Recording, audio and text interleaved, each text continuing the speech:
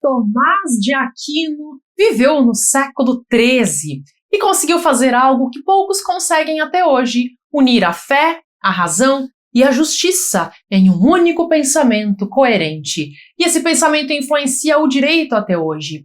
Neste vídeo eu vou te contar quem foi Tomás de Aquino, o que ele pensava sobre a lei e a justiça, como ele distinguia a lei natural da lei humana e por que a sua filosofia ainda importa para quem estuda ou aplica o direito. Você vai entender de onde vêm certas ideias que parecem óbvias no mundo jurídico, mas que têm uma história fascinante por trás. E antes que você pense, isso é só coisa de filósofo, eu já te aviso, não é. Tomás de Aquino fala de coisas concretas, como o que torna uma lei justa. O que acontece quando a lei humana contraria a lei natural e como a razão deve guiar a convivência entre as pessoas? Não precisa ter nenhum conhecimento prévio de filosofia. Basta você ter curiosidade e assistir a esse vídeo até o fim. Eu sou Cíntia Brunelli e eu te convido a se inscrever no canal, porque esse ano eu quero atingir a marca de 1 milhão de inscritos e eu preciso da sua ajuda para chegar lá. E se você quer ter a base do direito de um jeito fácil de entender, o link para o curso Primeiros Passos no Direito está na descrição do vídeo. Tomás de Aquino nasceu em 1225 na Itália e desde jovem demonstrou uma inteligência fora do comum. Ele estudou em Nápoles e depois entrou para a Ordem Dominicana, o que causou uma reação intensa na sua família, que chegou a sequestrá-lo para tentar mudar sua decisão. Não funcionou. Ele seguiu em frente e estudou com o grande filósofo Alberto Magno e se tornou um dos pensadores mais influentes da história ocidental. A sua obra mais famosa é a Suma Teológica, um texto gigantesco em que ele tenta organizar o conhecimento humano e divino de forma racional e sistemática. O ponto central do pensamento de Tomás de Aquino é que a fé e a razão não se contradizem. Para ele, Deus criou o mundo com uma ordem racional e o ser humano pode conhecer essa ordem usando a razão. A fé complementa a razão, mas não a substitui. Isso foi revolucionário para a época, porque havia quem defendesse que a razão e a fé eram incompatíveis. Tomás disse que não e que as duas andam juntas. Ele foi fortemente influenciado pelas ideias do filósofo Aristóteles, lá da Grécia Antiga. Tomás somou a filosofia de Aristóteles com a teologia cristã para explicar a fé racionalmente. Tomás via a razão e a fé como complementares, onde a razão serve como ferramenta para entender a criação divina.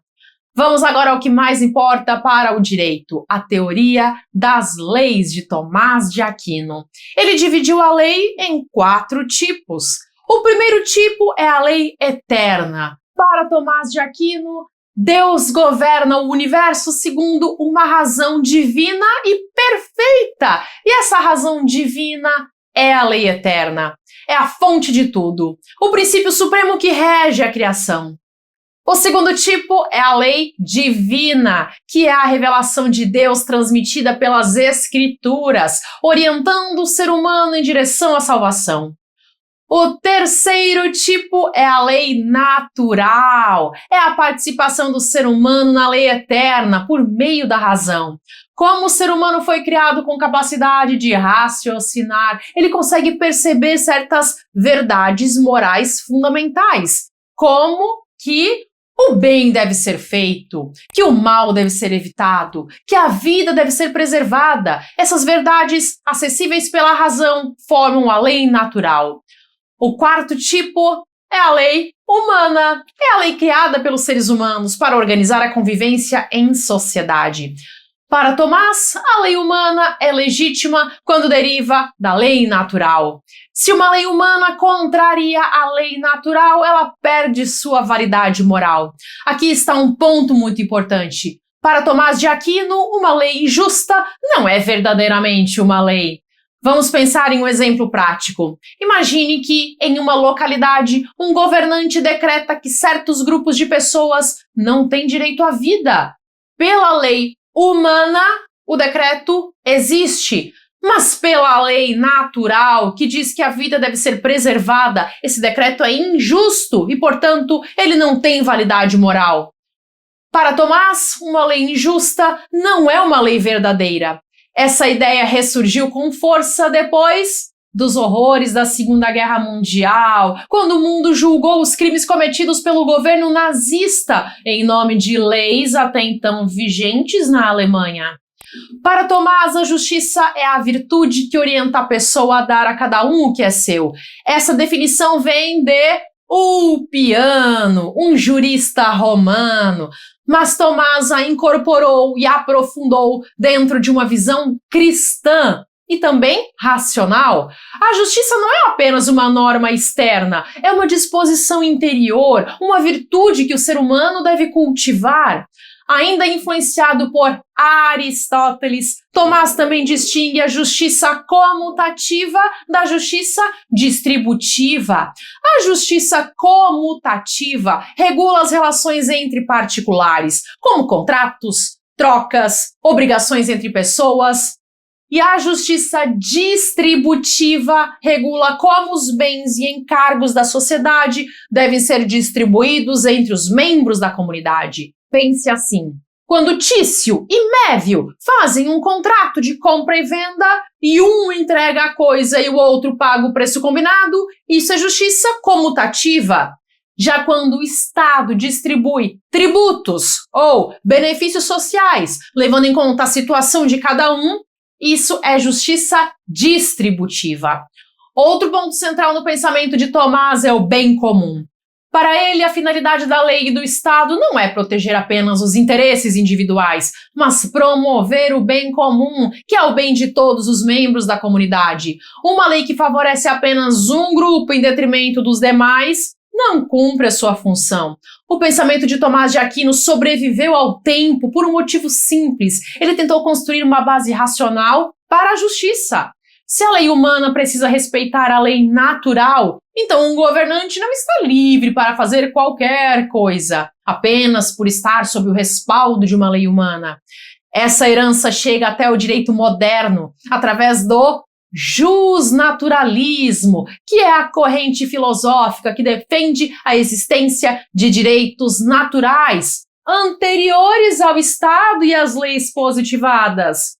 Muitos princípios de direitos humanos têm raízes nessa ideia do justnaturalismo. Em resumo, Tomás de Aquino uniu fé, razão e justiça em um sistema coerente. Ele criou uma teoria das leis que vai da lei eterna até a lei humana, passando pela lei natural. Ele defendeu que a lei injusta não obriga moralmente, e ele colocou o bem comum como finalidade do direito. Esse legado ainda pulsa no coração da filosofia jurídica. Se você chegou até aqui, deixe o seu comentário com a frase: todo mundo deveria conhecer o direito. Todo mundo deveria conhecer o direito. Você chegou até aqui e isso já diz muito sobre você. No começo é normal ter um pouco de dificuldade em entender o direito. Os conceitos parecem distantes, os nomes são diferentes, a linguagem é estranha, mas o segredo é simples: seguir em frente. E o meu canal está aqui exatamente para isso. É para pessoas como você que eu trago conteúdo semana após semana. Se você já sentiu que o direito parece um mundo difícil de entrar, saiba que eu também já senti isso quando eu comecei.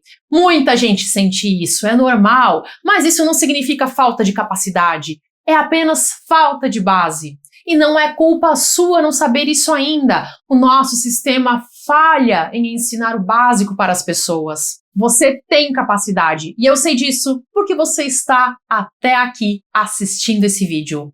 O que falta é apenas ter a base certa.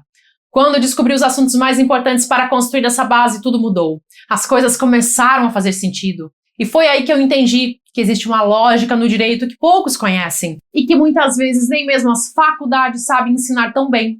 Se você está começando agora ou sente que falta um alicerce para entender tudo que você estuda, O curso Primeiros Passos no Direito pode ser esse ponto de virada para você. Ele foi feito para quem está no início, para quem quer ter clareza, segurança e uma visão do todo.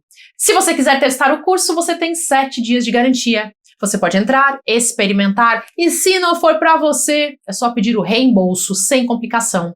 O link está na descrição do vídeo.